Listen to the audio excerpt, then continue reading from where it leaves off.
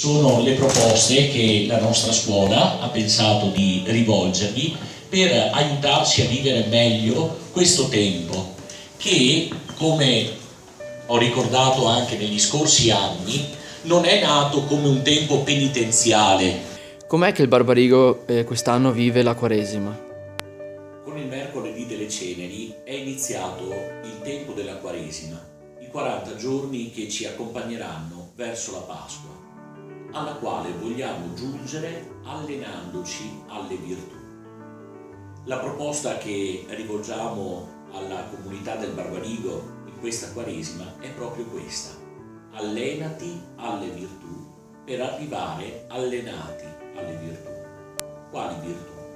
A quelli che vengono chiamate le virtù cardinali, cioè quelle virtù che costituiscono i cardini della nostra vita, i cardini per arrivare al bene. Sono la virtù della fortezza, della prudenza, della giustizia e della temperanza.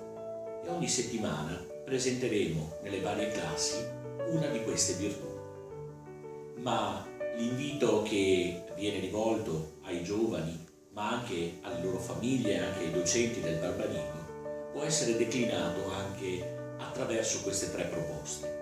Anzitutto la proposta di metterci in ascolto della parola di Dio che sempre ci provoca, di metterci in ascolto della nostra vita e di quella degli altri, vivendo la Quaresima come occasione per incontrare noi stessi e per conoscere l'altro, mettendoci ancora in ascolto dell'esperienza di Madre Teresa, che continuerà a guidarci così come sta facendo in tutto quest'anno scolastico. La seconda proposta: costruendo comunità. Abbiamo bisogno di migliorare il clima nelle nostre classi, ma anche nelle nostre famiglie, nei nostri gruppi, ritrovando quei valori che ci aiutano a sentirci davvero comunità. Interessandoci di ciò che accade nel mondo, spalancando le nostre finestre e prendendoci cura degli altri e soprattutto sentendoci parte di quel mondo nel quale abitiamo, sentendo anche la responsabilità verso gli ultimi. E poi costruire comunità significa anche ritrovarsi intorno all'Eucaristia, ed è per questo che rinnoviamo l'invito a partecipare numerosi alla messa del giovedì, anche al di là del calendario istituzionale che è stato proposto all'inizio dell'anno. Terza modalità per vivere la Quaresima: prenderci cura degli altri. Quest'anno abbiamo deciso come scuola di adottare una scuola in Etiopia. Pensate, con solo 150 euro potremo garantire a 10 bambini di andare a scuola per un anno, con 1500 a 100 bambini. Facendo un po' di conti, basterebbero poco più di 5 euro a testa per permettere a 100 bambini di frequentare scuola per tutto l'anno. Penso che possiamo farcela.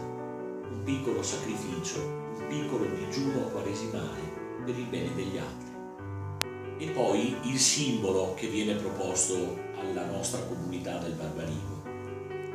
Abbiamo recuperato un preziosissimo crocifisso realizzato nei primi del Novecento dai famosi ceramisti capuani di Este.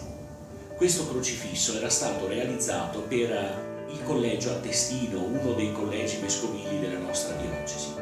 Quando questo fu chiuso, la scultura fu donata al Barbarigo e venne collocata sulla parete del portone dell'antica chiesa, oggi anche biblioteca.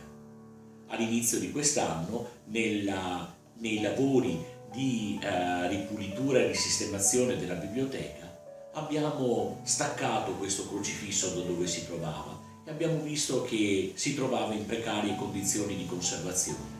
Grazie all'interessamento di un benefattore della nostra scuola siamo riusciti a recuperarlo, restaurandolo e ripulendolo. Durante il tempo di Quaresima gli studenti, gli insegnanti e quanti altri entreranno nella nostra scuola potranno contemplare il volto di colui che è stato trafitto, di colui cioè che ha dato tutto se stesso per noi e dall'alto della croce continua a rivelarci la tenerezza di un Dio che è Padre.